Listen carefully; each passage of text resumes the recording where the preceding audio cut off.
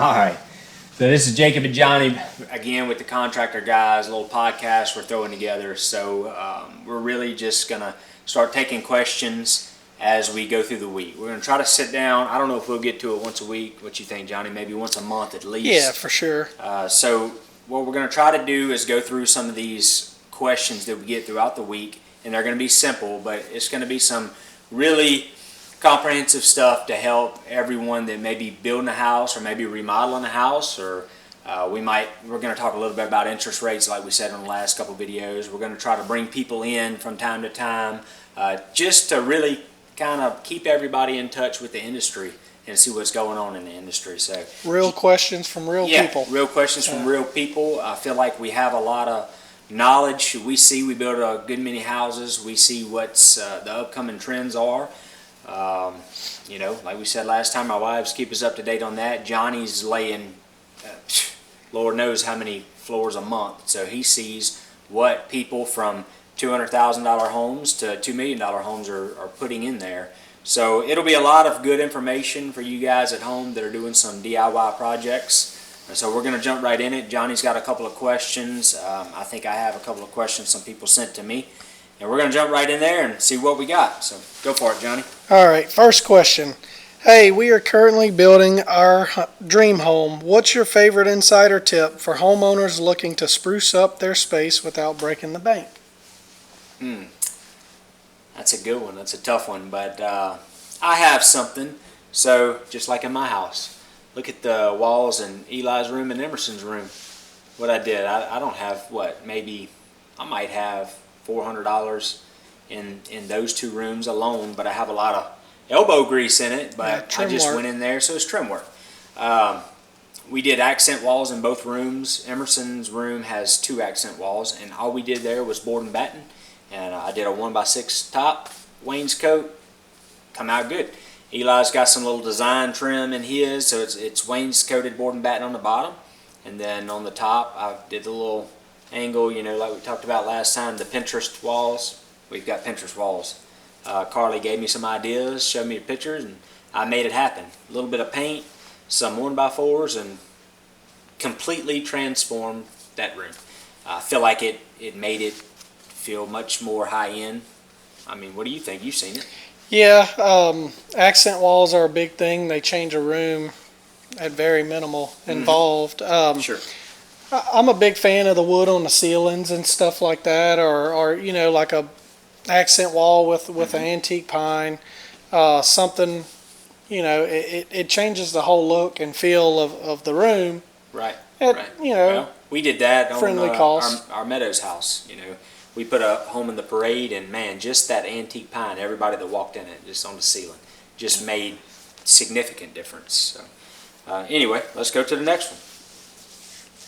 All right, let's see. If you had to design a house to put on the market today, what are one home design trends that you couldn't do without? Let's see. The big windows in the living area. I went round and around with that in my house. Seems very popular. Natural light makes a room feel bigger. Kind of adds a wow factor. Just something most people don't think about, and I like them going all the way down to the ground too. I think that makes it feel a lot bigger. Yeah, I think I did that in my house too. So, but I think later on we'll maybe upload some pictures and show some trim because that can get a little bit. We talked about that before, but like mine, your baseboard running into your window seal trim and things like that. So, I'd like to see what other people do and other people think and get some ideas on there. What you could do to make that look better. They also sell the 4x8 sheets of like the board and batten style things that anyone can do in their room, to not have to pay someone to do it. Yep, I like it. So, all right, let's go to the next question. Let's see. Hey, we are currently building our home. We're on the flooring stage.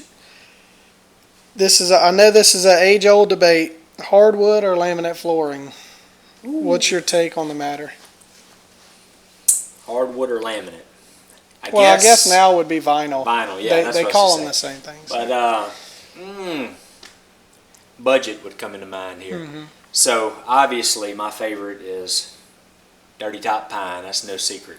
That's what you have in your house. I did not put it in my house for a couple of reasons. Price being the biggest one, but I love it. To me, there's no better, elegant, high-end looking wood than dirty top pine. It's pricey, looks good, but It's a love-hate thing on that, I believe. it is. But if we're talking about just an engineered hardwood to glue down something out of the box, I'm going laminate, or not laminate, but I'm going Vinyl. luxury vinyl every time. Yep. Many reasons, but I mean we can go down that rabbit hole if we want. But Yeah, they make high-end, low-end, just like everything else. you got kids, man. Durability. That's what I said. Durability. Vinyl's more, Yeah, it's just durable. takes a punch. Yeah, I like it. So, all right, let's go to the next one. Let's see. You might want to skip. Yeah. Let's see.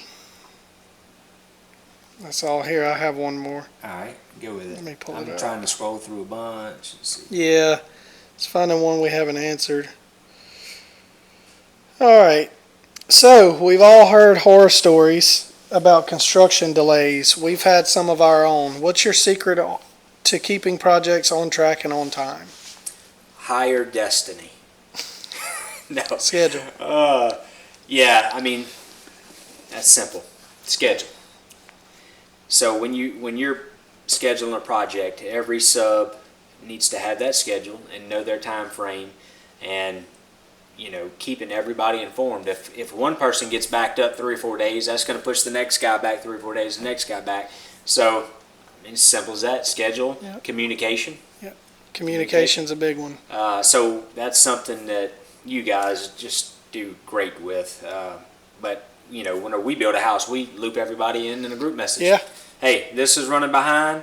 We let the next sub coming behind it and the next sub coming behind. We let everybody know where they're at, and if something's You're going to holding have up, delays. Yeah, absolutely going to have delays. Somebody throughout the process is going to drop the ball on the schedule somehow, some way, or something, doesn't get delivered, or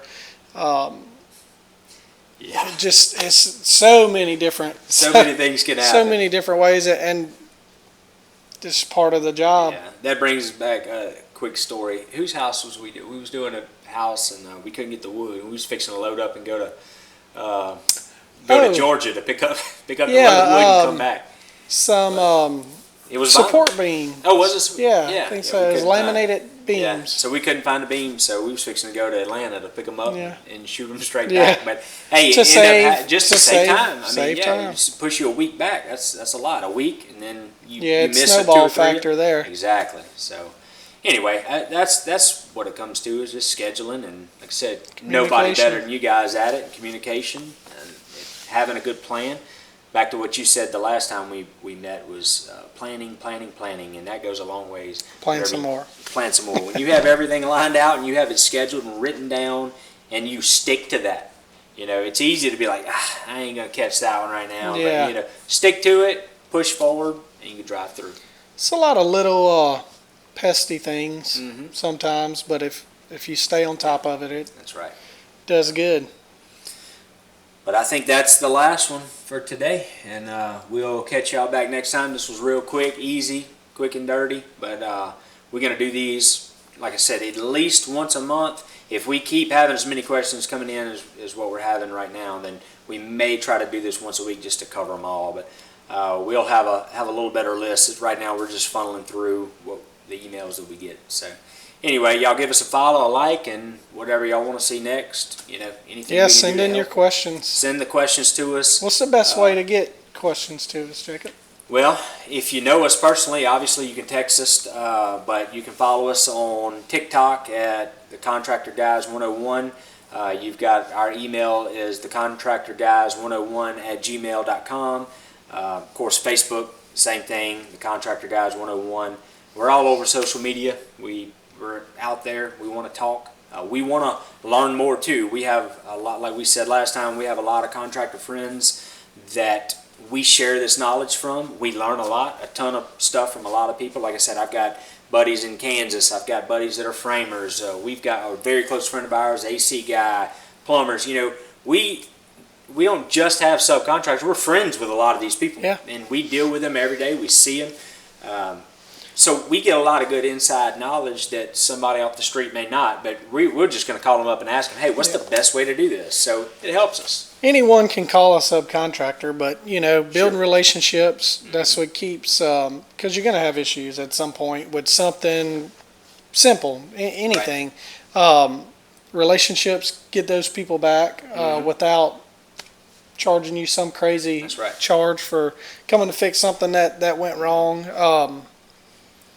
Relationships. Relationships is big. So anyway, Big thing. y'all give us a follow and a like. We'll catch y'all on the next one. Send the questions. Send the questions.